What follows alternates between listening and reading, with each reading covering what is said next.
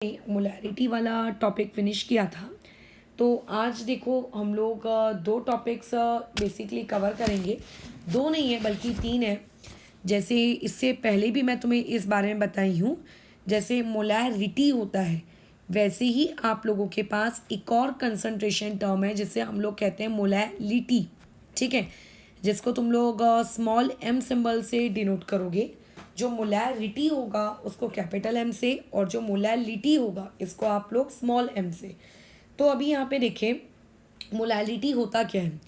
तो पहले तो ये बताएं कि जो मोलैरिटी थी वो मोलैरिटी आपकी टेम्परेचर डिपेंडेंट क्वांटिटी थी, क्योंकि उसके एक्सप्रेशन में वॉल्यूम इन्वॉल्व होता था। मतलब वॉल्यूम इन्वॉल्व होता था इन द सेंस आपके गिवन वॉल्यूम में, ठीक है, पर लीटर का जो वॉल्यूम है आपका उसमें कितने नंबर ऑफ मोल्स आपके मौजूद हैं। मान लेते हैं अगर तुम्हारा कुछ certain amount of water evaporate हो गया तो मोलैरिटी क्या हो जाती है तुम लोगों की, इंक्रीज हो जाती है। अगर मान लेते हैं आपने वाटर की क्वांटिटी इंक्रीज कर दिया, फिर सोल्यूशन का वॉल्यूम बढ़ गया तो मोलैरिटी डिक्रीज हो जाती है। तो ऐसे केस में वो चीज़ें ठीक नहीं है करके, ठीक है। तो हम लोगों ने एक नई कंसंट्रेशन टर्म आप लोगों की डिज़ाइन की, that is known as molality. अब यहाँ पे मोलैलिटी का मतलब क्या है, ठीक है। तो देखो मोलैलिटी हो या मोलैरिटी हो, बातचीत हमेशा की जाएगी नंबर ऑफ सॉल्यूट को लेकर कि आपके पास नंबर ऑफ सॉल्यूट कितने हैं। अब बात ये है कि जब हम लोग मोलैरिटी पढ़ते थे तो ये नंबर ऑफ सॉल्यूट हम किस में कैलकुलेट करते थे। ये नंबर ऑफ सॉल्यूट हम कैलकुलेट करते थे 1 लीटर सोल्यूशन में। याद रखना वर्ड, 1 लीटर सोल्यूशन अगर आपके पास है तो उसमें आपके पास कितनी number of moles of solute, अच्छा मैं मोल्स खा गई हूँ, number of moles of solute होंगे, उसे मोलैरिटी कहते हो। तो अभी सबसे पहला पॉइंट यहाँ से मोलैलिटी के बारे में ये जानना है कि मोलैलिटी में आप सोल्यूशन छोड़ो, यहाँ पे आप लोग मास लेते हो, लेकिन मास किसका लेते हो, सॉल्वेंट का। ठीक है, जब हम लोगों के पास मोलैरिटी थी तो मोलैरिटी में हम लोग क्या लेते थे, मास के बदले वॉल्यूम लेते थे।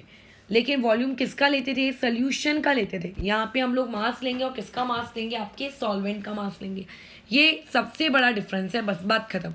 जब हम लोग सोल्यूशन लेते थे यानी कि जब मोलैरिटी कैलकुलेट करते थे तो कितने वॉल्यूम ऑफ सोल्यूशन के लिए, 1 लीटर के लिए।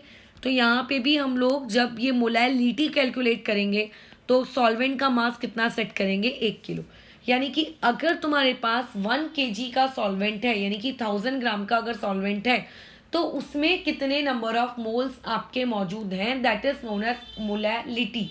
ठीक है, जैसे अगर मैं तुमसे ये कहूँगी कि मान लेते हैं तुम लोगों के पास 5 किलो कोई सॉल्वेंट है, तो 5 किलो सॉल्वेंट में इमेजिन करते हैं लेट्स से 98 मोल्स है।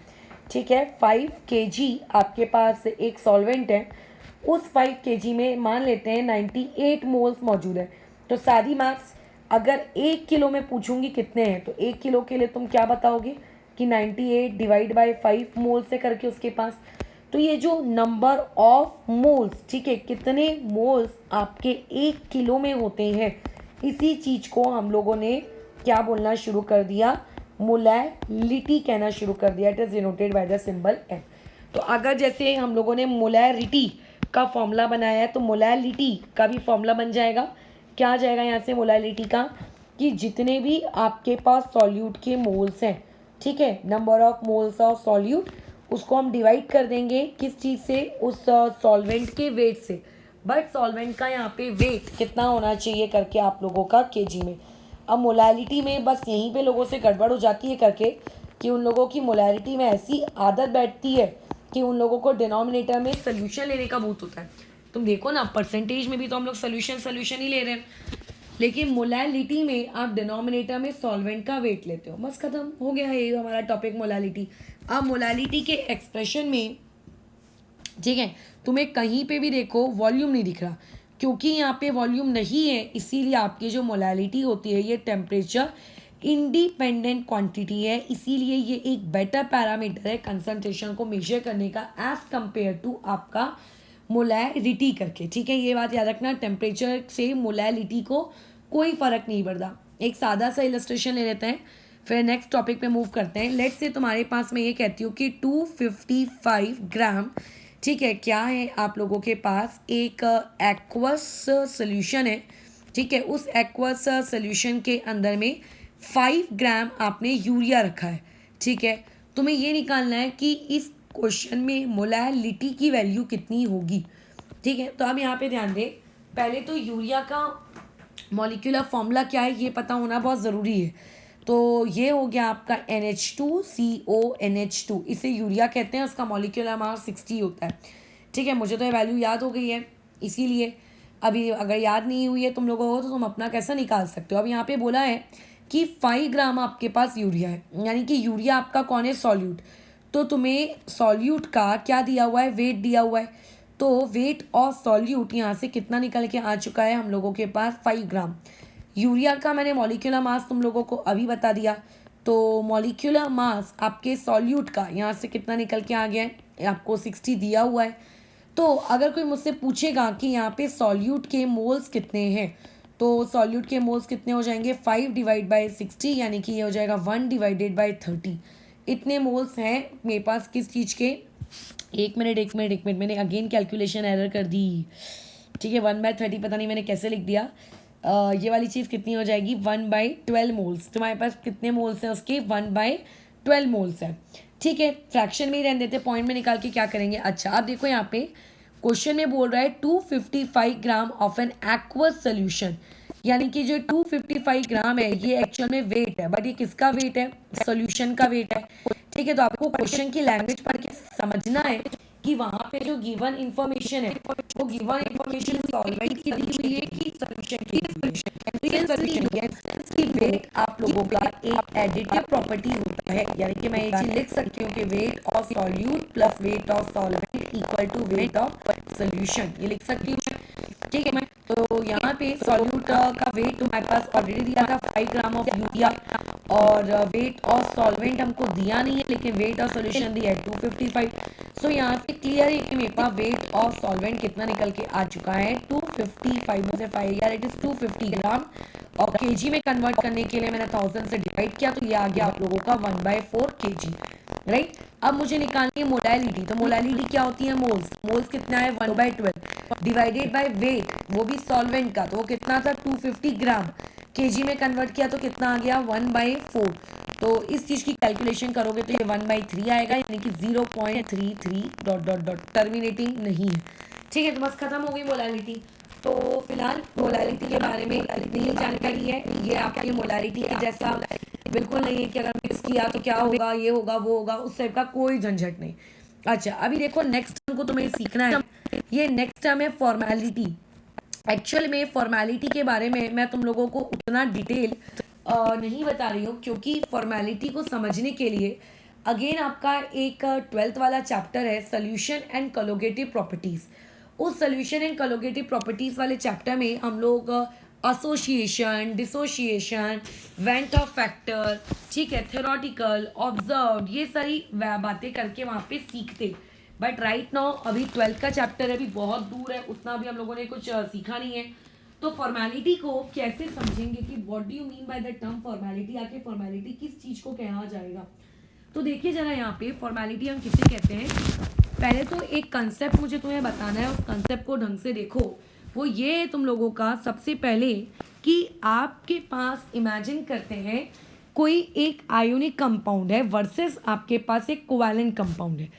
तो यहाँ पे जो ये फॉर्मेलिटी वाला टर्म होता है ये हम लोग सिर्फ और सिर्फ आयोनिक कंपाउंड्स के लिए यूज़ करते हैं, ठीक है। क्योंकि आयोनिक कंपाउंड्स में ये टेंडेंसी होती है कि जब आप उन्हें उनके सॉल्वेंट में, स्पेशली वाटर में जब आप उन्हें डालोगे तो वाटर में जाने के बाद वो लोग क्या करते हैं, अपने करस्पॉन्डिंग आयंस में या तो डिसोशिएट हो जाते हैं, और कई बार वो लोग एसोशिएट होके डाइमर, पॉलीमर, टेट्रामर ये सब भी फॉर्म करते हैं, ठीक है।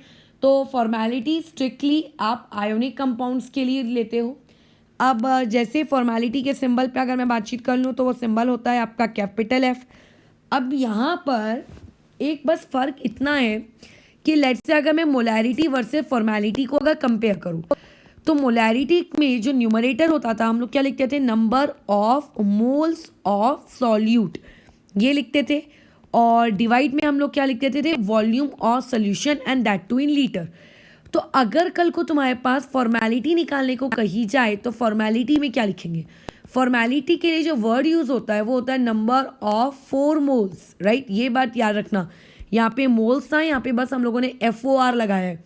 4 मोल्स ऑफ सॉल्यूट, सिर्फ नाम बदला है उसका, ठीक है, डिवाइडेड बाय वही चीज़ रहेगी वॉल्यूम ऑफ सोल्यूशन। क्या मोल्स ऑफ 4 मोल्स में कोई अंतर नहीं है क्या? देखो एक बहुत ही स्लाइड सा अंतर है, वो ये है कि जब आपको नंबर ऑफ मोल्स निकालने हैं तो आप क्या करते हो, जो भी आपको दिया गया है मोल्स निकालने के लिए वेट डिवाइड बाय, बताओ क्या करते हो, मॉलिक्यूलर मास। अब देखें मॉलिक्यूलर मास ना 2 टाइप के होते हैं, इसीलिए मैं कही थी कि सोल्यूशन एंड कोलोगेटिव प्रॉपर्टीज़ तक पहुँचे नहीं है हम लोग फिलहाल। तो मॉलिक्यूलर मास आपके पास 2 टाइप के होते हैं, एक मैंने कहा थियोरटिकल और एक मैंने कहा ऑब्जर्व्ड। होता कैसा है कि मैं ऐसा मान कर चल रही हूँ, मैंने इससे पहले भी एक किसी वीडियो में ये चीज़ बताई है, मैं फिर से रिपीट कर देती हूँ कि जो आप लोगों का ये रहता है करके बेंजोइक एसिड, हम एक्सपेक्ट करते हैं कि बेंजोइक एसिड का मॉलिक्यूलर मास निकल के आना चाहिए समथिंग समथिंग, लेट से ये बेंजोइक एसिड है, इस बेंजोइक एसिड का मॉलिक्यूलर मास निकल के आना चाहिए था X। बट एक्चुअल में जब एक्सपेरिमेंट किया गया, एक्सपेरिमेंट के वाया ये पता लगाने की कोशिश की क्या सही में बेंजोइक एसिड का मॉलिक्यूलर मास X है कि X नहीं है, तो ऐसा पाया गया कि आपका जो बेंजोइक एसिड है इसका मॉलिक्यूलर मास निकल के आ रहा है जितना होना चाहिए था उसका डबल, ठीक है। ऐसा कई बार आपको कम भी दिखेगा, आधा हो गया है, 1/3 हो गया है, 1/4 हो गया है, डिपेंड करता है कि पार्टिकल एसोसिएट हो रहे हैं कि डिसोशिएट हो रहे हैं, अभी फिलहाल उसमें नहीं घुस रहे हैं हम लोग। बट जो आपने एक्सपेरिमेंट किया उस एक्सपेरिमेंट से आपको पता चला कि आपके पास मॉलिक्यूलर मास कितना निकल के आया है, 2x निकल के आया है, बराबर। मॉलिक्यूलर मास कितना निकल के आया है, 2x निकल के आया है। तो इस टाइप के मॉलिक्यूलर मासेस को हम लोग कहते हैं आप लोगों का ऑब्जर्व्ड मॉलिक्यूलर मास, ठीक है, इसे क्या कहा जाता है, ऑब्जर्व्ड मॉलिक्यूलर मास। और जो मॉलिक्यूलर मास तुम एक्सपेक्ट कर रहे हो कि इतना इतना आना चाहिए, अब एक्सपेक्ट का मतलब क्या होता है, मैं तुम्हें अगर बेंजोइक एसिड का मॉलिक्यूलर फॉर्मूला बता दूं कि C6H5COOH, तो तुम क्या करोगे, C6 मतलब आप लोग लिख दोगे, अच्छा यहाँ पे करके 12 कार्बन है, सॉरी 6 कार्बन है तो 6 × 12 कर लेते हैं। तो यानी कि तुम ऐड कर करके एटॉमिक मासेस को मॉलिक्यूलर मास आसानी से कैलकुलेट कर लोगे। तो उस पर्टिकुलर चीज़ को हम लोग क्या कहते हैं आप लोगों का, थियोरेटिकल मॉलिक्यूलर मास, ठीक है। थियोरेटिकल का मतलब क्या, जो तुम एक्सपेक्ट कर रहे थे कि इतना आना चाहिए, ठीक है, इतना आना चाहिए, वो होता है आप लोगों का थियोरेटिकल मॉलिक्यूलर मास। तो इस तरीके के 2 मॉलिक्यूलर मासेस हैं जो आपके कोवैलेंट कंपाउंड्स होते हैं, जो पानी में जाने के बाद या सॉल्वेंट में जाने के बाद डिसोशिएट नहीं होते, उन लोगों में ना ये टेंडेंसी नहीं होती। जैसे तुम मीथेन को देखो, तो मीथेन का थियोरेटिकल निकाल लो कि एक्सपेरिमेंटल निकाल लो, उसका मॉलिक्यूलर मास हमेशा 16 रहेगा। ये चीज़ें, ये वाली चीज़ें आपको देखने को मिलती हैं, किस में देखने को मिलती हैं, जब आप डील कर रहे होते हो आयोनिक कंपाउंड के साथ, क्योंकि आयोनिक कंपाउंड डिसोशिएट हो सकते हैं या फिर आयोनिक कंपाउंड आपके एसोसिएट हो सकते हैं। तो अब यहाँ पे जब मेरे को मोलैरिटी निकालने को कही गई, तो मोलैरिटी में हम लोगों ने क्या किया, आप लोगों का यहाँ पे वेट लिखा, ठीक है, और उसके बाद अब मुझे वहाँ पे मॉलिक्यूलर मास लिखना है। तो अगर मैं कल को किसी भी आयोनिक कंपाउंड की मोलैरिटी भी निकाल सकती हूँ, मैं उस आयोनिक कंपाउंड की क्या कहते हैं आप लोगों को, फॉर्मेलिटी भी निकाल सकती हूँ।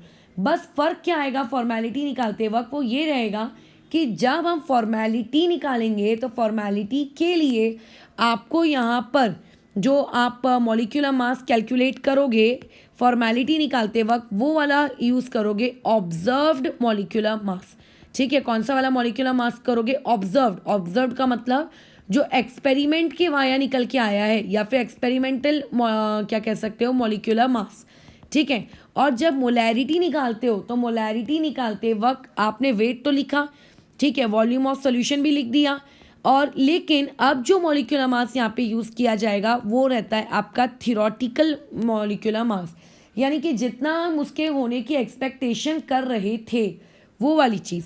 तो बस इतना सा डिफरेंस है और कुछ भी नहीं, कि यहाँ पे मॉलिक्यूलर मास थ्योरेटिकल यूज़ किया जाता है और यहाँ पे मॉलिक्यूलर मास ऑब्जर्व्ड यूज़ किया जाता है।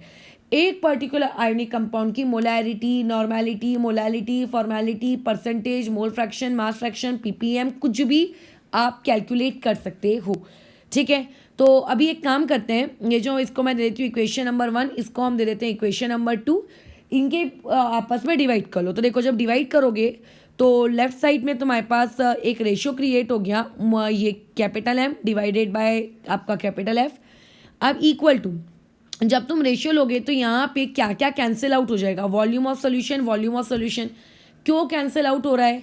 क्योंकि मेरे पास एक कंटेनर है, उस कंटेनर में जो भी सोल्यूशन भरा है उसी सोल्यूशन की मैं मोलैरिटी और फॉर्मेलिटी दोनों कैलकुलेट कर रही हूँ, तो वॉल्यूम सेम रहेगा।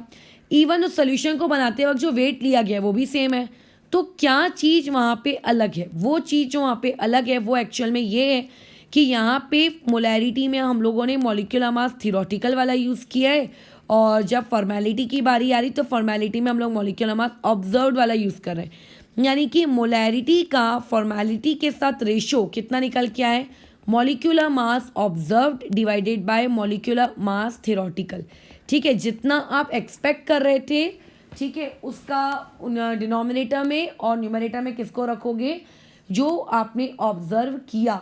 ठीक है, अभी होता है ऐसा है कि ये जो रेशो होता है ना, ठीक है, ये जो रेशो होता है, कौन सी वाली चीज़ का रेशो, अगर मैं इसको रेसिप्रोकल करके लिख दूं F/m, तो ये चीज़ कितनी हो जाएगी तुम लोगों के पास, ये वाला हो जाएगा m that is molecular mass theoretical divided by molecular mass आपका ऑब्जर्व्ड। तो ये जो रेशियो होता है molecular mass theoretical bye molecular mass observed, actual में इस रेशियो को हम लोग एक सिंबल से डिनोट करते हैं, that symbol is known as I, और आई का मतलब यहाँ पे होता है वेंट हॉफ फैक्टर। ये वाली चीज़ तुम्हें अभी नहीं सिखाई जा सकती है फॉर्मेलिटी में वेंट हॉफ फैक्टर नामक भला क्या है करके। ठीक है, ये ऑब्वियस है कि तुम लोगों को जब 12th का चैप्टर स्टार्ट होगा तभी पता चलेगा। अच्छा, इसको कैपिटल एम कर देना, नहीं तो ऐसा फीलिंग आएगी कि मोलैलिटी है।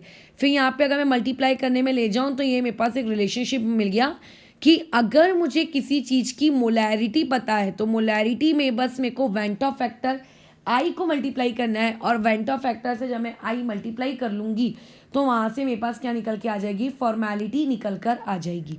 तो this was all about the formality. ये ज़्यादातर आपके आयोनिक सॉलिड्स के लिए, ठीक है, एक्सप्रेस करने का एक तरीका है, क्योंकि आयोनिक सॉलिड कभी भी मॉलिक्यूल्स के फॉर्मेट में नहीं रहते।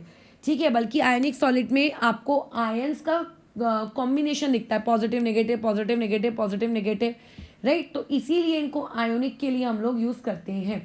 ठीक है, अच्छा, अब अगेन एक और चीज़ कि फॉर्मेलिटी भी देखो आपके इनडायरेक्टली वॉल्यूम पे तो डिपेंड कर ही रही है। ये वॉल्यूम वाला टर्म तो आ गया है जैसे मोलैरिटी में था। तो यहाँ से एक पॉइंट और कि फॉर्मेलिटी जो होती है ये भी तुम लोगों के क्या कर सकती है, टेम्परेचर पे वेरी करेगी, टेम्परेचर के अकॉर्डिंग। तो अगेन ये वाली चीज़ क्या होती है, आप लोगों का टेम्परेचर डिपेंडेंट क्वांटिटी है। अगर टेम्परेचर बढ़ाओगे तो फॉर्मेलिटी घटेगी, और अगर मान लेते हैं उल्टा किया तो फिर वाइस वर्सा।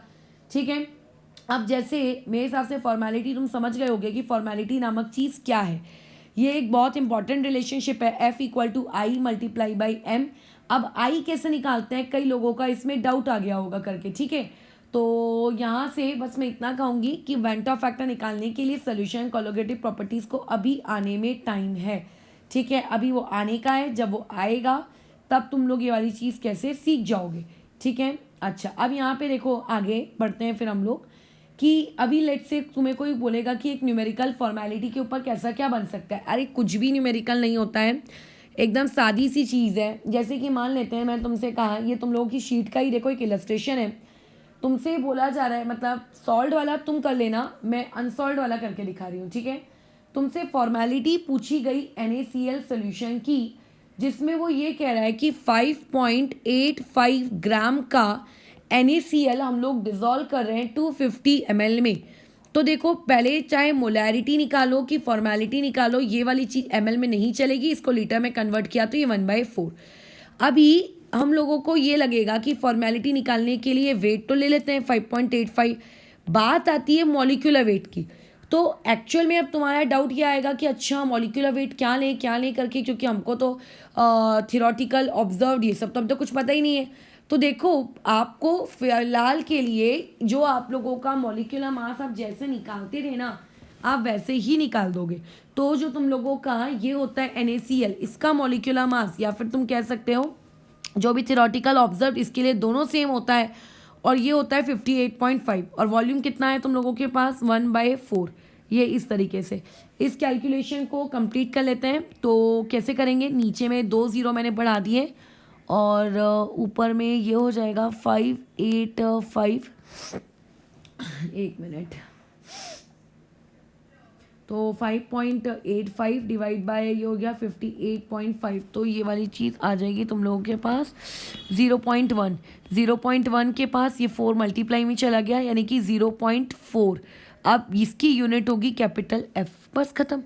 तो अभी किसको ये लग सकता है कि ये तो मोलैरिटी जैसा ही है, तो यस आई एग्री कि ये मोलैरिटी के जैसा ही है, बस इसमें फ़र्क इतना है कि कई जो आपके केमिकल्स होते हैं उनके लिए आप लोगों का जो मॉलिक्यूलर मास होता है वो सेम नहीं होता है। जैसे इसका मैं क्वेश्चन करवा देती हूँ। जैसे यहाँ पे बोला गया है कि आपके पास 2.44 ग्राम ऑफ बेंजोइक एसिड है। अब बेंजोइक एसिड के बारे में मैं फिर से एक बार छोटा सा प्रवचन दे दूँ। बेंजोइक एसिड का फॉर्मूला होता है C6H5COOH। तुम एक्सपेक्ट करोगे कि बेंजोइक एसिड को मॉलिक्यूलर मास निकल के आना चाहिए करके आपका कुछ समथिंग, ठीक है, लेकिन एक्चुअल में बेंजोइक एसिड का जो मॉलिक्यूलर मास है वो उतना नहीं आता। जैसे कि कार्बन आपके पास 12 है, तो ये हो गया तुम लोगों के पास 12 6 72, अच्छा 6 और 1 7 है, तो 12 7 ये वाली चीज़ हो गई तुम लोगों के पास 84। तो इस 84 में अब ऐड कर लेते हैं ऑक्सीजन कितने हैं 2, यानी कि 32, और हाइड्रोजन कितने हैं 6। तो इसका मॉलिक्यूलर मास लेट से तुम्हारे पास निकल के आया कितना 122, ये आ गया ख़त्म। अब वो ये बोल रहा है कि इसको आपने डिज़ोल्व किया है, किस में डिज़ोल्व किया है, इन बेंजीन, ठीक है, इस डिज़ोल्व इन बेंजीन। याद रखना अगर पानी में डिज़ोल्व करते तो थोड़ा सा बहुत चेंज आ जाता, वो चेंज आप लोगों को सोल्यूशन एंड कोलोगेटिव में बताएंगे। इसको हमने डिज़ोल्व किया, और डिज़ोल्व करने के बाद इसमें 500 ml का आपने क्या किया, सोल्यूशन तैयार किया। तो वो तुमसे पूछ रहा है सिंपल भाषा में कि इसकी मोलैरिटी और इसकी फॉर्मेलिटी कितनी होगी, आप वो बताओ। तो पहले तो हम लोग जिस तरीके से मोलैरिटी निकालते हैं, पहले तो मोलैरिटी निकाल लेते हैं, ठीक है। तो अब यहाँ पे ये वाली चीज़ पहले समझते हैं, मोलैरिटी निकाल के कितना आएगा। तो मोलैरिटी क्या होती है, जितना आपका वेट है, तो वेट कितना है 2.44 डिवाइडेड बाय उसका मॉलिक्यूलर मास। तो अभी मॉलिक्यूलर मास तो कितना आ गया 122, और मल्टीप्लाई बाय उसका वॉल्यूम, मतलब डिवाइड बाय वॉल्यूम, तो 500 ml यानी कि 1/2, ठीक है। तो ये जो तुम्हारा 2.44 है, इस 2.44 को अगर मैं डिवाइड कर दूँ तुम्हारे 122 से, तो ये वाली चीज़ हो जाएगी 0.02, और ये ऊपर में 2 चला गया, यानी कि यहाँ से मोलैरिटी की वैल्यू निकल के आती है इतनी 0.04। ये मैंने मोलैरिटी निकाली है, ठीक है। बट एक इंसान ने मुझसे पूछा है कि आपको तो फॉर्मेलिटी निकालनी थी, तो फॉर्मेलिटी के लिए मुझे मोलैरिटी को किससे मल्टीप्लाई करना है, आई से। आई यानी कि वेंट ऑफ फैक्टर। अब आई कहाँ से आएगा, आई इज़ अ रेशियो। किस चीज़ का ये रेशियो है, ये देखो हमने अभी अभी ऊपर लिखा है, ये मॉलिक्यूलर मासेस का रेशियो है। कौन से वाले मॉलिक्यूलर मास का, थियोरटिकल डिवाइडेड बाय ऑब्जर्व। हम एक्सपेक्ट कितना कर रहे हैं, वी आर एक्सपेक्टिंग 122, ठीक है। We are expecting the molecular mass of 122, कि बेंजोइक एसिड का मॉलिक्यूलर मास कितना आना चाहिए 122। बट रियलिटी में जब आप एक्सपेरिमेंट करते हो तो बेंजोइक एसिड का मॉलिक्यूलर मास आता है 244, यानी कि आई का रेशियो हो जाएगा 1/2। मैं रीज़न एक्सप्लेन करती हूँ कि 244 क्यों आया, बट सोचो 244 आपको दिया है करके कि इतना थियोरटिकल मास है, ठीक है। ये इसीलिए बेंजोइक एसिड, एसिटिक एसिड, ये लोग बहुत फेमस है इस काम को करने में। एसिटिक एसिड भी आपका डाइमर बना लेता है, ठीक है, ये याद रखना। तो ये आई इक्वल टू कितना आ गया 1/2। तो यहाँ से बस जो भी तुम्हारी मोलैरिटी आई है 0.04, उसको मल्टीप्लाई कर दो 1/2 से, तो यहाँ से फॉर्मेलिटी आ जाएगी, यानी कि 0.02 आपका एफ। बट अभी यहाँ पे ये सवाल कि ये 244 क्यों बना, तो देखें अभी आप लोगों ने उतना ज़्यादा डिटेल वगैरह कुछ पढ़ा नहीं है, हाइड्रोजन बॉन्डिंग क्या होता है कुछ आइडिया नहीं, चौथे चैप्टर में आएगा वो। तो यहाँ पे बस मैं इतना बता देती हूँ फिलहाल के लिए कि आपके बेंजोइक एसिड का एक मॉलिक्यूल अपने बेंजोइक एसिड के दूसरे मॉलिक्यूल के साथ चिपक जाता है, कनेक्ट हो जाता है, तो वो as a two different molecule behave नहीं करते, वो as a single molecule behave करते हैं, इसीलिए इनका मॉलिक्यूलर मास करके आपका 244 देखने को मिलता है। चिपक जाता है का मतलब क्या है, वहाँ पर क्यों चिपकता है, तो ये सारी चीज़ें कैसा तुम लोगों को आगे केमिकल बॉन्डिंग करके एक चैप्टर आएगा उसमें देखने को मिलेंगी करके, ठीक है। तो यहाँ पे हम लोगों ने ख़त्म किया अपना फॉर्मेलिटी, मोलालिटी हो गई, फॉर्मेलिटी हो गई। अच्छा, अब एक आखिरी टॉपिक जिसको मैंने छोड़ कर रखा था अभी तक, दैट वाज PPM, या फिर आप कह सकते हो PPB।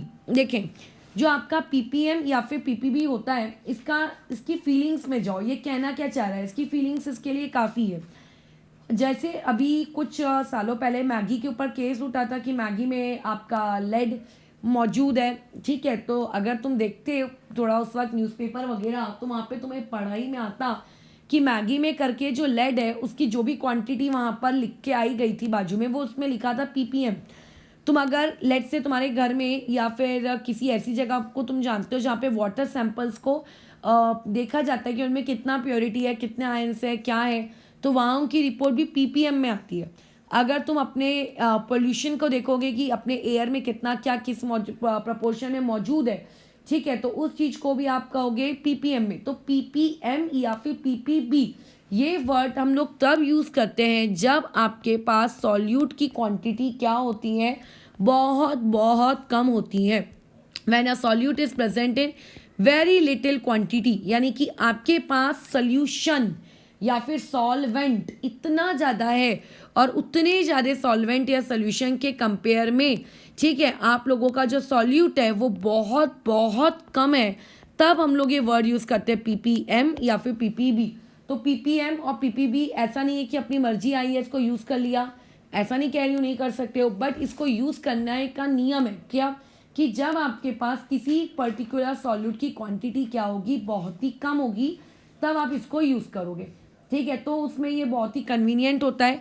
मिलियन में 10⁶ रहेगा और बिलियन में 10⁹ रहेगा, इस बात का ख्याल रखना। अब देखो ये चीज़ क्या है, अभी बहुत ही सिंपल है। जैसे कि सिंपल लैंग्वेज में अगर मैं तुमसे कहूँ कि what do you mean by PPM, तो PPM का बस इतना से मीनिंग है कि अगर आपके पास 1 मिलियन, ठीक है, अगर आपके पास 1 मिलियन सोल्यूशन होता, 1 मिलियन सोल्यूशन होता, तो 1 मिलियन सोल्यूशन में, ठीक है, 1 मिलियन सोल्यूशन में तुम्हारे पास कितना सॉल्यूट का मास है।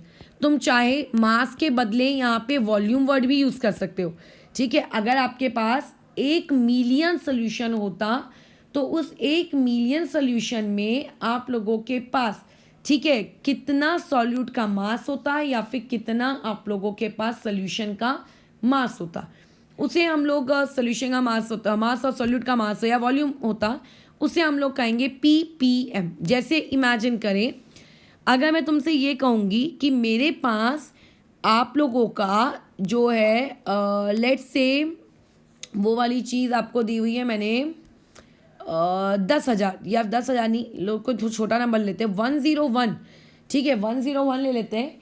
101 आपके पास क्या है, एक मास है, किसका मास है, सोल्यूशन का मास है ये, ठीक है, ग्राम में ऑब्वियस है। इसमें सॉल्यूट का मास सिर्फ 2 ग्राम है, सिर्फ 2 ग्राम, बल्कि 0.2 ले लो, बस 0.2 ग्राम ऑफ सॉल्यूट है। तो अगर मैं पूछूंगी कि इमेजिन करो कि अगर तुम्हारे पास 1 ग्राम सोल्यूशन होता, 1 ग्राम सोल्यूशन का मास होता, तो बताओ कितना होता। तो तुम कहते कि 0.2 डिवाइडेड बाय 101 कर लो, आ जाएगी 1 ग्राम की वैल्यू। बट मैं ये कहूँगी कि इमेजिन करो कि तुम्हारे पास 1 ग्राम नहीं होता, तुम्हारे पास 10⁶ ग्राम होते, यानी कि 1 मिलियन। तो ये वैल्यू कितनी आती, तुम कहते हो कि एक वाली वैल्यू को तुम मल्टीप्लाई कर दो 10⁶ से। मैं अगर पूछती बिलियन के लिए कितना होता, बिलियन ग्राम्स के लिए कितना होता, तुम कहते एक की वैल्यू जितनी भी आई है उसको मल्टीप्लाई कर दो आप 10⁹ से। बस इसी चीज़ को हम लोग PPM या फिर PPB कहते हैं। जिस तरीके से हम लोग मोलैरिटी को बोलते हैं कि 1 लीटर सोल्यूशन में कितना मौजूद है, मोलैरिटी को कहते हैं 1 किलो सॉल्वेंट में कितना मौजूद है, तो वैसे ही PPM या PPB का मतलब होता है कि कितना सॉल्यूट का वजन आपके सॉल्वेंट 1 मिलियन या फिर 1 बिलियन सॉल्वेंट में अवेलेबल है, उस चीज़ को हम लोग क्या कहेंगे, आप लोगों का पीपीएम कहेंगे। तो अगर कोई तुमसे पूछे कि पीपीएम का फॉर्मूला क्या है, तो पीपीएम को आप वेट और वॉल्यूम दोनों में से किसी में भी एक्सप्रेस कर सकते हो, ठीक है। ऐसा ज़रूरी नहीं है करके कि वेट के टर्म्स में मैं लिखवा रही हूँ तो वेट में भी कर सकते हो, तो जो भी है वेट है तो वेट, और अगर वॉल्यूम है तो वॉल्यूम, ठीक है। लेकिन ऊपर में हमेशा सॉल्यूट रहेगा, डिवाइडेड बाय नीचे में अगर वेट है तो वेट, वॉल्यूम है तो फिर वॉल्यूम, ठीक है। किस चीज़ का, सोल्यूशन का। अब क्योंकि हम लोग पीपीएम मिलियन यूज़ कर रहे हैं, यानी कि 10⁻⁶, अगर यही चीज़ तुम लोगों की पीपीबी होती तो क्या आ जाता है यहाँ पे, वेट या फिर वॉल्यूम किस चीज़ का, आपके सॉल्यूट का, और डिवाइड में फिर क्या आ जाएगा तुम लोगों का, वेट ऑब्लिक का वॉल्यूम किस चीज़ का, सोल्यूशन का, और मल्टीप्लाई में 10 कितना, 9 करके, बस ख़त्म हो गया ये। तो इस तरीके से हमने सारी की सारी कंसंट्रेशन टर्म्स को पढ़ लिया। इसमें एक कंसंट्रेशन टर्म देखो, मैं अभी इसको लीव कर रही हूँ, वो है तुम लोगों का, मैं पेज नंबर बता देती हूँ कौन से पेज नंबर में तुम्हें मिलेगा। 2 मिनट, हाँ, जो तो मेरी शीट का पीडीएफ है तुम लोगों के पास 37 पेज नंबर पे मिलेगा। सम टिपिकल कंसंट्रेशन टर्म्स करके 12.6 करके एक हेडिंग है, स्ट्रेंथ ऑफ H2O2, उसके लिए मैं एक अलग से वीडियो बना दूंगी। वो वाला पार्ट इसमें इंक्लूडेड नहीं करते, हम खिचड़ी नहीं मचाते हैं, तो वो वाला पार्ट एक अलग से है, वो कल कवर हो जाएगा। लेकिन अब तुमने पूरा का पूरा पार्ट सीख लिया है। नॉर्मेलिटी भी हम लोग कल सीखेंगे, तो नॉर्मेलिटी और H2O2 ये दोनों के दोनों आपके कल पढ़ के ख़त्म सब हो जाएंगे। तो अभी फ़िलहाल हम लोग अब न्यूमेरिकल्स में आते हैं। वैसे तो मैं ऑलमोस्ट तुम्हें मोलैरिटी के ही न्यूमेरिकल्स रहते हैं ज़रूरी, वो मैं करवा चुकी हूँ, बट थोड़े बहुत और न्यूमेरिकल्स हम इसके बाद नेक्स्ट वीडियो में कवर कर लेते हैं। उसके बाद तुम्हारे पास 6 या 7 क्वेश्चन आएंगे, उन्हें अटेम्प्ट कर लोगे, एंड जो तुम लोगों ने डाउट्स भेजे थे कि ये नहीं बन रहा है, ये नहीं बन रहा है, उसका भी अपन लोग कैसा एक एक करके पूरा सोल्यूशन डिस्कस करते जाते हैं। ओके।